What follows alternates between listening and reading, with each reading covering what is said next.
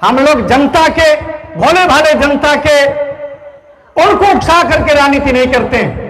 हम उनके लिए राजनीति करते हैं, उनके जिंदगी बदलने के लिए राजनीति करते हैं, उनके सवालों पर लगातार लड़ते हैं, उनके जिंदगियों को कैसे बेहतर बनाया जाए उसके लिए लगातार लड़ते हैं। और इस लड़ने के कारण आज हमें और अनंत प्रताप देव जी के एक साथ रहने के कारण आज वे कहते हैं कि ताहिर अंसारी अपराधी है, उग्रवादी है। मैं कहता हूं कि आदिवासियों के लिए, आदिवासियों की जल जंगल जमीन के लिए, आपका मान सम्मान के लिए ताहिर अंसारी को एक बार उग्रवादी नहीं बल्कि हजारों बार उग्रवादी कहा गया तो उसमें कोई फर्क नहीं है। आपके सवाल पर हम लड़ते रहेंगे।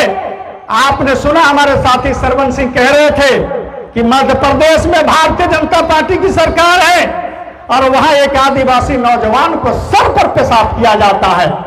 मणिपुर में भारतीय जनता पार्टी की सरकार है, वहां के आदिवासी महिलाओं को निशस्त्र करके घुमाया जाता है।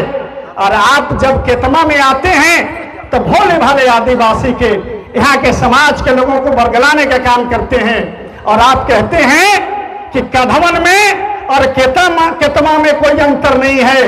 अंतर है, आप बड़े का बेटा हो, आप अपने क्षेत्र में कधवन में चमचमाता हुआ सड़क है, वहां पर विकास दिखता है, लेकिन केतमा के माता रानी के पास आने के लिए सड़क नहीं है। तुमको शर्म आना चाहिए कि तुम केतमा के बेटा बोलते हो।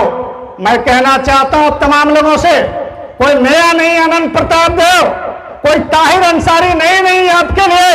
अगर ताहिर अंसारी जल जंगल जमीन के लिए लड़ा है तो केतमा गांव अनंत प्रताप देव के पुरखों ने, इनके खानदान के लोगों ने दान करने का काम किया है। लेकिन आज ओछी राजनीति हो रही है, आज झूठा राजनीति हो रही, वादा खिलाफी हो रहा है। और ये यहाँ का विधायक यहाँ के मतदार बहनों को, नौजवानों को हमेशा ठगने का काम किया है। और मैं मैनेजर जी, आप और राम शरण जब मेरे पास आप लोगों ने आज के 6 महीना पहले जब मेरे पास मिलने गया था आप लोगों ने, तो मैं कहा था कि आपके गांव में जो भूमिदान हुआ उसका जो पर्चा मिला है उसका कागज के लिए अगर सीओ अगर आपको नहीं करता तो आप बुलाइएगा, हम अंचल कार्यालय चलेंगे और ऑनलाइन कराने का काम करेंगे। लेकिन आपने मुझे खबर नहीं किया। और आज भी दावे के साथ कह सकता हूं कि जिस दिन यहाँ के समाज मेरे साथ चल दे, प्रशासन का हिम्मत नहीं है कि आपका जमीन का कागजात ना बनाए। मैं आज इसी मंच से यह घोषणा करता हूं कि आपके गांव में जो यहाँ कर्मचारी आया था और आपके गांव में यहाँ कर्मचारी करते करते आपका जमीन के कागज बना के चला गया, कहां गए थे विधायक जी? वो जमीन को आपने क्यों नहीं कैंसिल करवाया उसका कागजात को? आपने आज तक इन गरीबों को, भूमिहीनों को आपका जो पर्चा मिला था उसको ऑनलाइन रसीद आपने क्यों नहीं कटवाया? आज ये जो मैदान है इसको आप समती कलर क्यों नहीं करवाया? इस सड़क को क्यों नहीं बनवाया?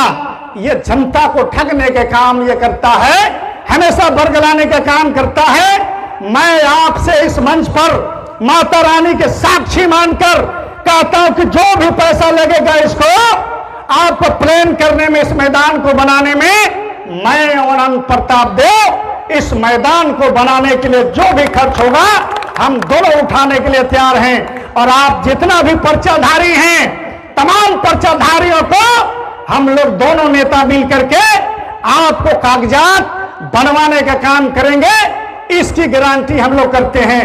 हम लोग लफाजी नहीं भाजते, हम लोग झूठ नहीं बोलते, हम लोग जनता के कामों पर खड़ा उतरने का काम करते हैं। ये कर्मा पूजा एक प्राकृतिक पूजा है, आज झारखंड की पहचान है कर्मा पूजा। जितिया ये झारखंड की पहचान है, हरा भरा जनता की पहचान है। आज स्कूलों में झारखंड की सरकार, माननीय मुख्यमंत्री जी ने अपना पहचान को बरकरार रखते हुए झारखंड के बेटा और बेटियों को हरा टाइप का कपड़ा, हरा कपड़ा उन छात्रों को दिया गया है।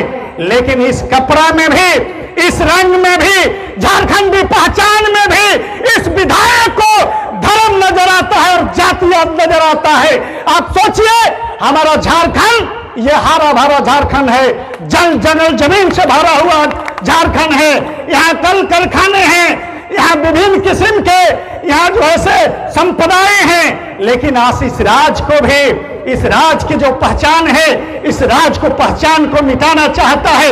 इस राज को जो एक पूरे देश में पहचान है, इसको खत्म करना चाहता है और अपना रंग में इस राज को रंगना चाहता है भारतीय जनता पार्टी। लेकिन माननीय मुख्यमंत्री, इस राज्य के मुख्यमंत्री ने, गुरुजी के बेटा ने हिम्मत दिखलाया है कि इस राज्य के जो आदिवासी हैं, इस राज्य के जो मूल निवासी हैं, उनको 1932 के खतियान दे करके उन्हें झारखंडी पहचान बनाने का उन्होंने काम किया है, आगे बढ़ाने का काम किया है। और मैं दावे के साथ कह सकता हूं कि दोबारा इस राज्य में ये भगवाधारियों को, आदिवासियों को प्रसाद करने वालों को और मणिपुर में महिलाओं को नंगे घुमाने वालों को दोबारा मौका झारखंड में और भवनाथपुर में मिलने वाला नहीं है।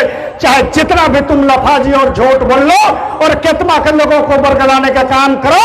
इसलिए मैं आप तमाम लोगों से, खास करके युवाओं से अपील करना चाहता हूं कि आप दोस्त और दुश्मन में पहचान करिए, अपना कौन है और आपका गैर कौन है, आपका दोस्त कौन है और आपका दुश्मन कौन है, आपका भाई कौन है और आपका दुश्मन कौन है। अगर आप नहीं पहचानते हैं तो जो आपका जो अधिकार है, आपका जो शिक्षा है, आपका जो सड़क और सिंचाई है, इससे आप महरूम हो जाएंगे और झारखंडी जो पहचान है, आदिवासियों की जो पहचान है, वो मिट जाएगा। इसलिए आपको अपना दोस्त और दुश्मन आप पहचानिए और आने वाले दिनों में उसको मुंह तोड़ जवाब दीजिए। इन्हीं चंद शब्दों के साथ फिर आप लोगों को नमस्कार करता हूं, प्रणाम करता हूं। माता रानी को गोर छू करके, सर झुका करके प्रणाम करता हूं, झारखंडी जोहार करते हुए।